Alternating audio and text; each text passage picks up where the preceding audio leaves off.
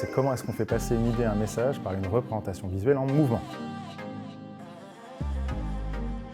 L'originalité, avec un style graphique qui change tout le temps, des techniques qui évoluent, avoir une proposition qui sorte de l'ordinaire.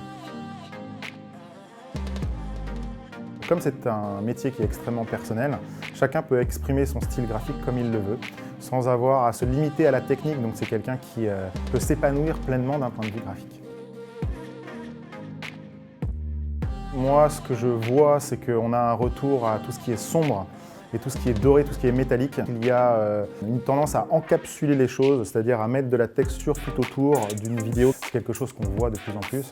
Et mélanger les motion designers et les styles graphiques différents pour raconter la même histoire. C'est-à-dire que sur un même film, on peut avoir une quinzaine de styles graphiques différents qui vont se suivre les uns les autres, à l'image du dernier spot pour Apple de Buck.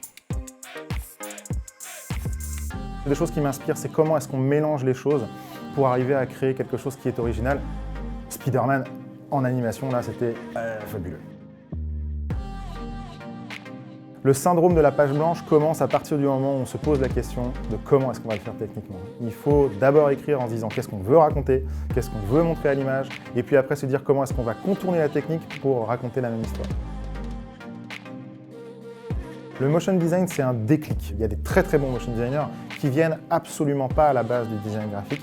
C'est des personnes qui ont des choses à raconter. Et en fait, dès qu'on commence à développer son univers graphique, au niveau de la technique, on propose ça de manière un peu différente. C'est pas un métier qui est compliqué, c'est un métier qui prend du temps. Il faut juste effectivement avoir envie de raconter des histoires qui sont différentes. Ce qui va faire de vous un bon motion designer, c'est votre culture graphique. Ceux qui s'en sortent le mieux, ceux qui sont les plus connus, sont les personnes qui ont développé leur style graphique à partir de leur culture graphique.